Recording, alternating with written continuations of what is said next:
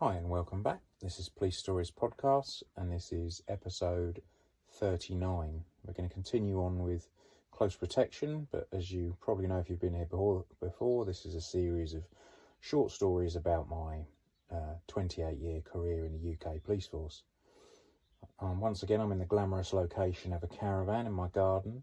I'm hoping there's quite a bit of bird song in the background, so it's very jolly, but I'm hoping it won't ruin the sound quality too much today. It's getting better, I think, with the new microphone that I bought, but let me know what you think. One of the things I was going to say is that we're also on YouTube, Police Stories Podcast on YouTube, and that does give you the opportunity to go on and make comments and also ask any questions. I'll try and answer them if I can, or maybe if there's something you particularly want to know about, I might be able to bring them into a future episode. So by all means, you can kind of communicate through that if you want to. If you don't, then no problems at all. So yeah, back to close protection today, bodyguard work as they call it in other countries. I'd completed the course, been an armed officer for a while at this point, probably 3 or 4 years at least, and I had a reasonable amount of experience in different sort of armed work. We talked about the course last week. By all means, go back and download or listen to that episode, and that will tell you what it's led up to. But we're on to the sort of first live job, so you can imagine it's quite an exciting position to be in when you first do close protection work. And it can be on all sorts of people, you know, members of the royal family, Prime Minister, visiting dignitaries. Quite often a lot of the work is made up of visiting members of royal families from different countries. So it can be people like that.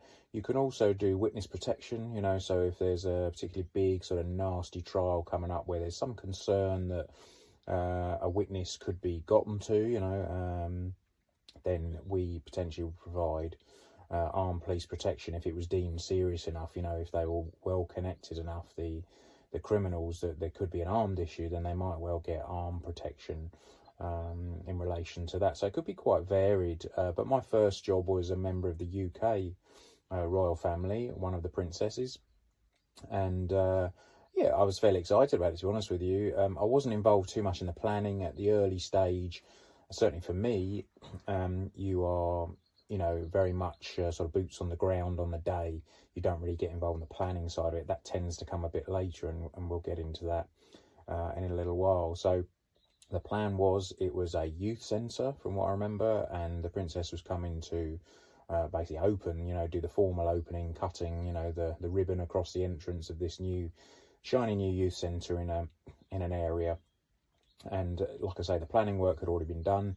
I was chosen to be the venue officer on the day, of which there'll be several. Obviously, there's various different roles throughout the day. I won't go into too much detail, but you know, there's a lot of resources, even on the most minor sort of close protection job, and certainly for the royal family and the Prime Minister, etc. You know, that it's ramped up quite a bit. So there's lots and lots of resources there, both uniformed, you know, the actual protection team and other officers in different roles.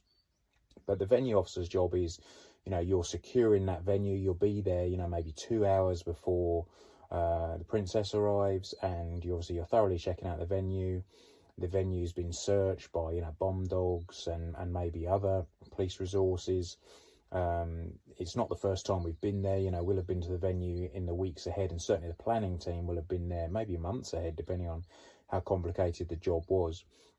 But on the day, you're meeting the sort of staff there, you know, whoever's going to meet the princess, for example, you'll be meeting them and having a chat with them and just running through sort of, you know, how it's going to work, which they'll already know, or they certainly should do. So it's a really good opportunity to have a feel for the venue, have a good look round, familiarise yourself. You need to know where those exits are, who the people are, because also, if there's somebody there, you know, that the staff don't know, and that's one of the things I used to say to them, you go around and speak to them, look, if there's any concerns, if you see somebody you've never seen before hanging around, you know, then let me know. And it might be that I approach, or it might be you speak to one of the uniform cops and say, can you just go and have a word and just establish who that is? You know, so there's a lot of work that happens, but that venue officer role is very important, because the main thing, now bearing in mind that people who have permanent protection, like the royal family, for example, will generally be assigned a personal protection officer, and that they might have 2 or 3, because obviously there needs to allow for, their normal protection officer going off sick or being on holiday or being on a course or something like that. So they'll maybe have a small pool of 2 or 3 that will be assigned to that person. And that's good for a number of reasons, because it does enable you to build up that relationship, and you get to understand your protected person. And likewise, they also kind of understand you. And it's really important to have that relationship, because if there's a problem, firstly, they'll let you know. And equally, if you say, and we talked about it last week, if you try and guide them or direct them in a certain way, then equally they won't just, sort of ignore you. They'll listen, because they'll know that you're saying it for a reason. So on the day, I was the venue officer, and I would be, one of the most important roles is being outside when they actually arrive.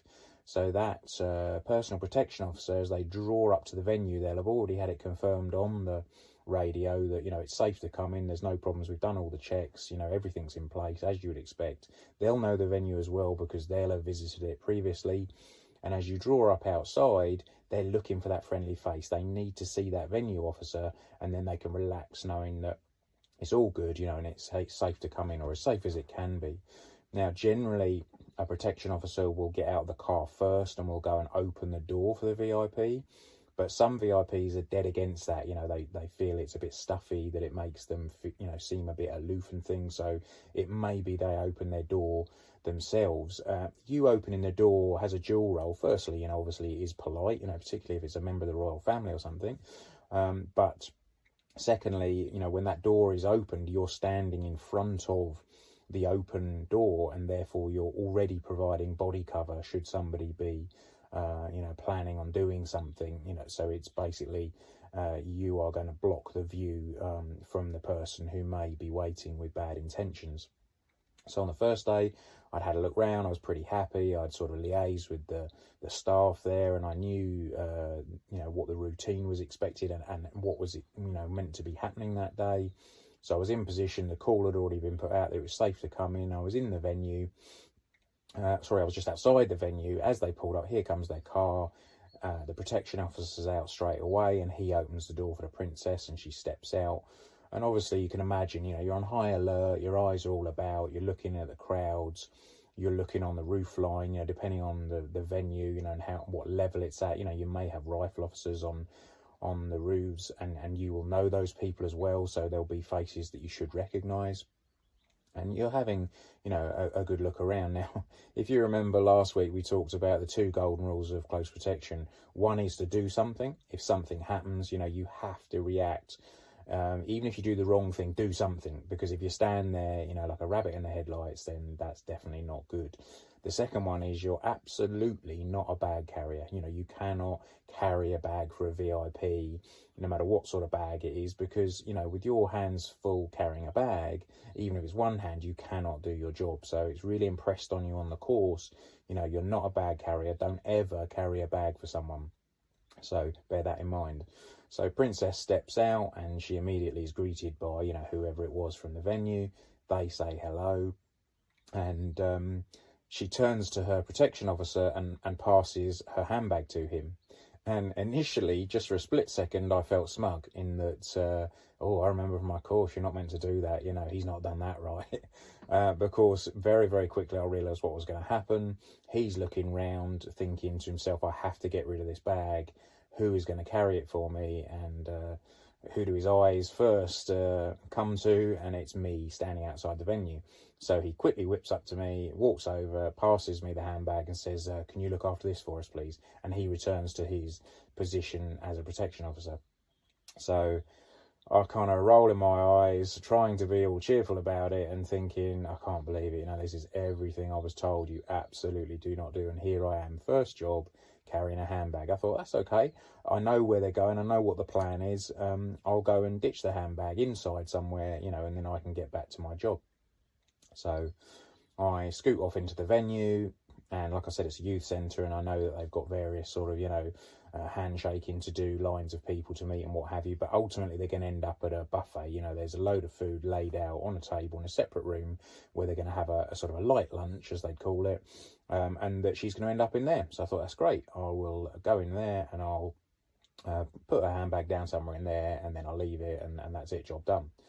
course, I put the handbag down, walked out of the room, closed it, and thought, that room's not secure.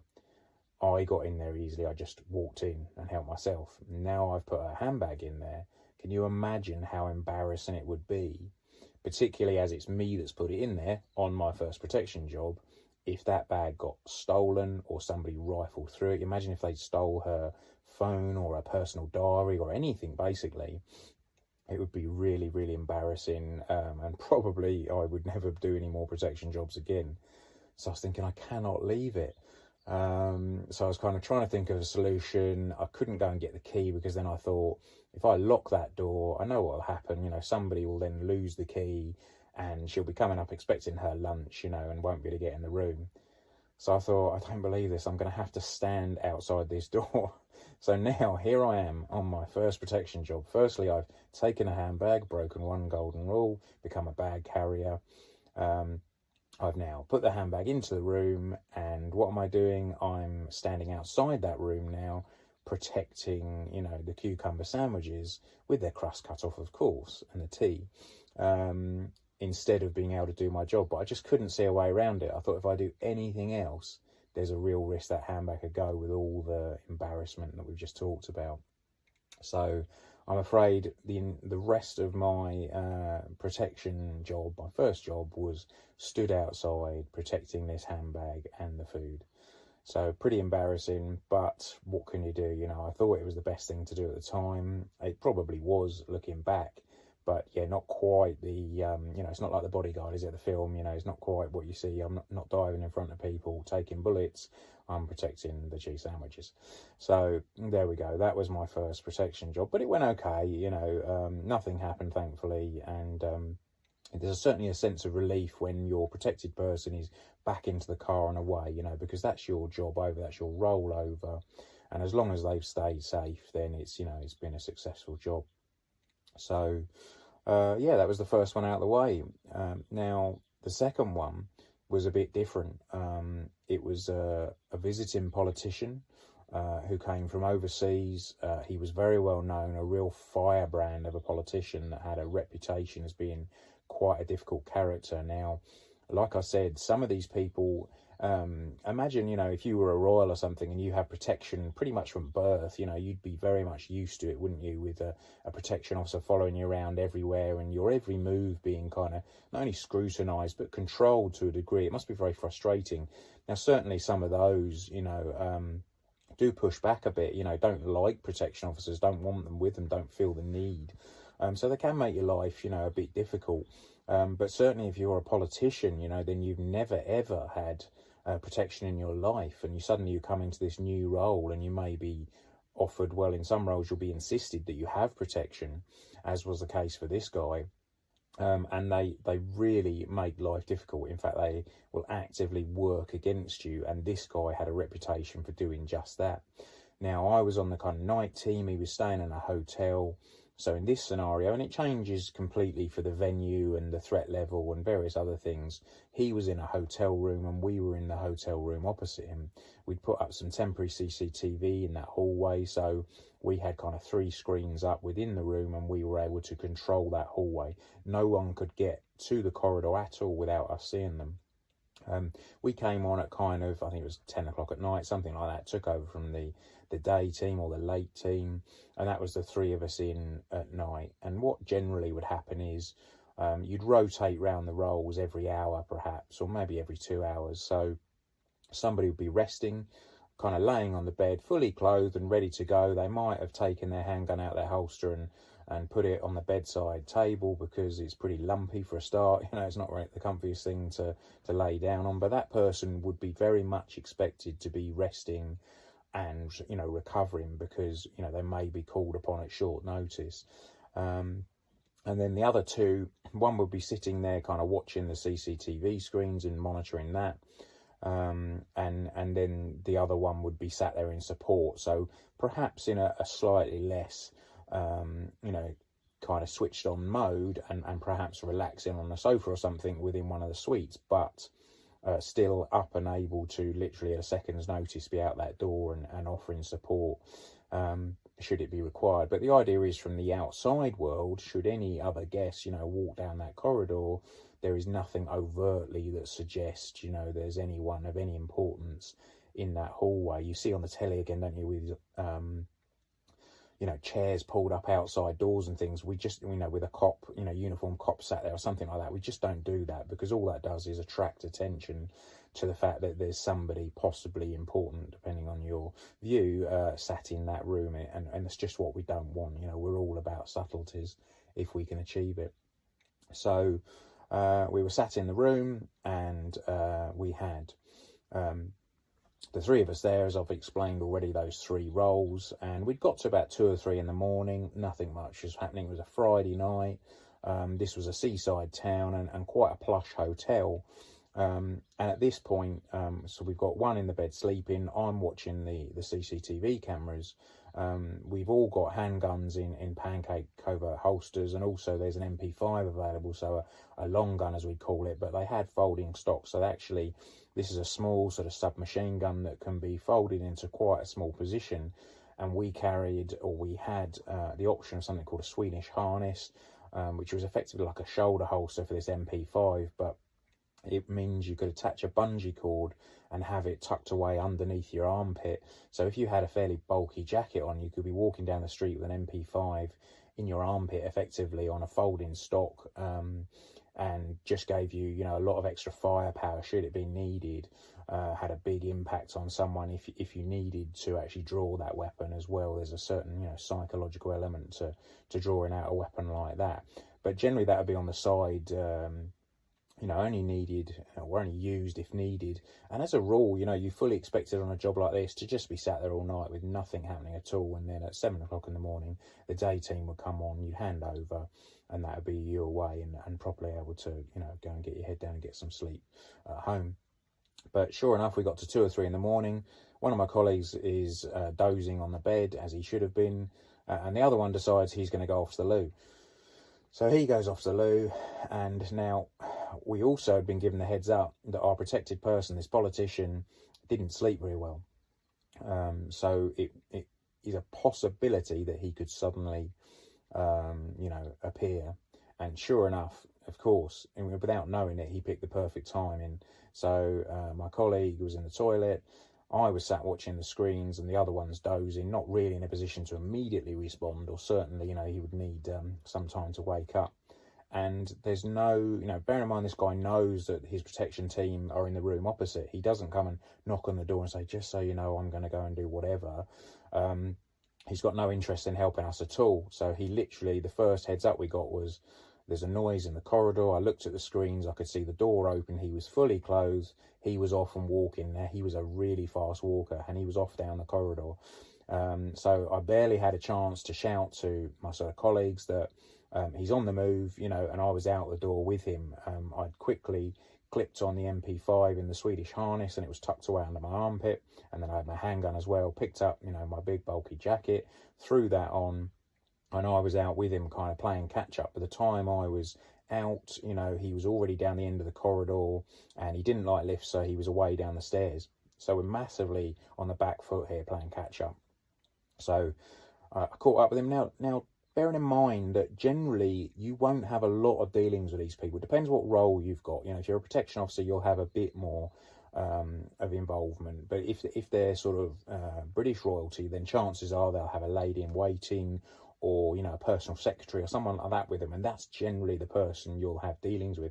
So it's not like these people well and they're your friends and you're having a natter with them. I'm not saying that doesn't happen, particularly if you've been with someone for years, but it's not it's not really like that.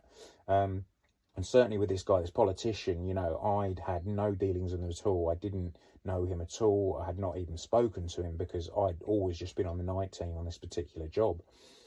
So I did the best I could to catch up with him, and I got to the stairwell, kind of opened the door and looked down as you can, sort of multiple flights of stairs, to find him 2 or 3, flights below me, kind of walking fast as he did, and on a mission to get out of the hotel.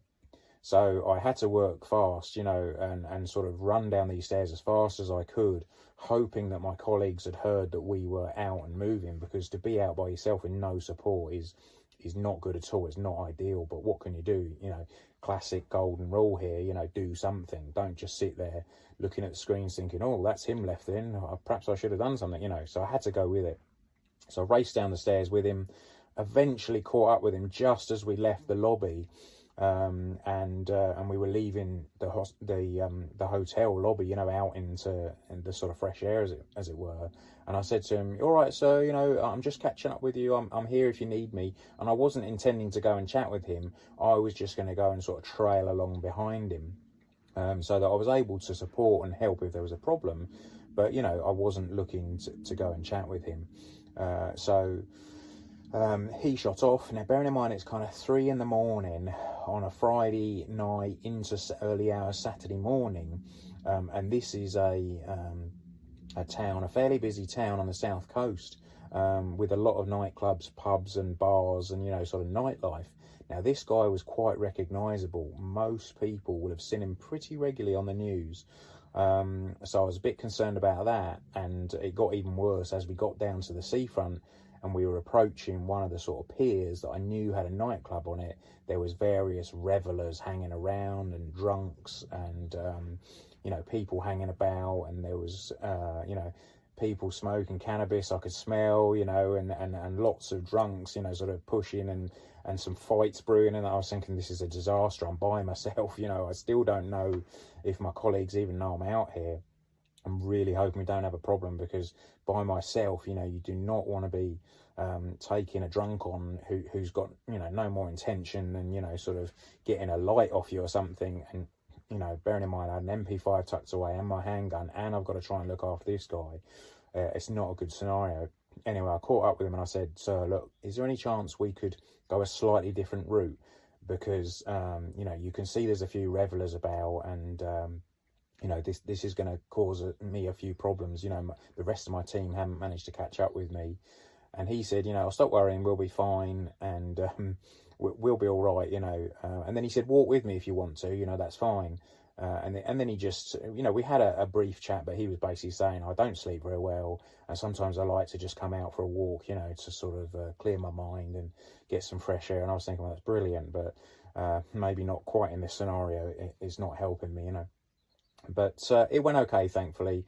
We basically, the rest of the team never were able to catch up with me, because when you came out of the hotel, you know, there was about 5 different routes you could have taken. So typically they'd come flying out behind me as well, trying to catch up, and had to split up themselves to take the various options, you know, to try and find us. But unfortunately and typically had taken the wrong ones.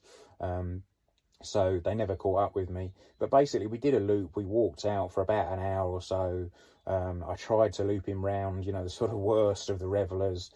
Thankfully no one recognised him, because, you know, in some respects he wasn't very popular and a lot of people didn't like his politics. So that could have turned into a bit of a drama for sure. But we did an hour's loop out and around, walked back and got back into the hotel, and we effectively put him back to bed, not literally, you know, but back to his room. And then by that time I'd caught up with my colleagues and we were able to sort of let them know what was going on. So yeah, it was briefly quite exciting. It had real potential for going very, very wrong, but it's all about, you know, sort of thinking on your feet and dealing with things. But it was yeah, it was a bit of a concern for sure. So that was another one. In the meantime, after that, I'd done a few more jobs where I'd been venue officer, and I just started to get involved in the planning side of things. So I was going out to the venues when we had early notification that someone was coming down onto our patch. You'd kind of link in with their personal protection officer if they had one, because if they were a visiting member of the royal family, for example, I think we had some Spanish royal family come in, and I think it was either Spanish queen or princess at the time, maybe. And obviously she, you know, she's not here regularly, so she doesn't have her own protection officer, certainly not assigned from us. But for the period of her visit, she was assigned one, so we would liaise with them and they would come down and meet us. And the venue for the next trip was, I think it was an art gallery that was getting opened. So again, I went along and met the PPO, the protection officer, and we checked out the venue. This was, you know, kind of a month ahead maybe.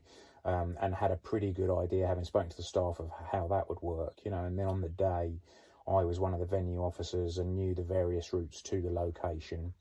And once again, when they come sweeping in there, it's certainly not a cavalcade by any means. It's quite possibly just one or two cars.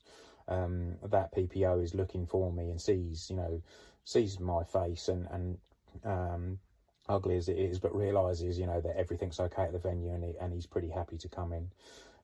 So that was quite an interesting one as well. And it was just that was the first time that I took a bit of a step up and got involved in the planning side of it, which I quite enjoyed. It can be quite full on, but that's where the important stuff happens. As I've said to you before, we need to plan out a lot of the potential issues from the day, rather than, be caught on the back foot and try to deal with them at the time, which is never good. Around about this time as well, I first got involved with looking after the Prime Minister on the sort of outer ring of his security at the time as well. And obviously you can imagine that is a bit more of a circus coming to town. There's a lot more people involved, a lot more cars. For a fact you've got people that really don't agree with their politics, and it doesn't matter who the Prime Minister is, that will always be the case, of course. So that was certainly a bit more high threat and high risk, but enjoyed those. And don't forget, you have to plan everything down to the T. It's even, you're looking at police resources getting in, specialist resources, lots of people travel with them, and they all have to be looked after as well. But ultimately, your role is there to protect that person. And then finally, one of the last jobs I did before I changed roles completely was the Prime Minister was coming to town again. It was another sort of coastal seaside town, and they were coming to open a library. You see a bit of a theme here, don't you, with the libraries and the art galleries. I'd imagine that's a lot of their world, these people, sort of opening up people's and pressing the flesh, as we would say, kissing babies and shaking hands.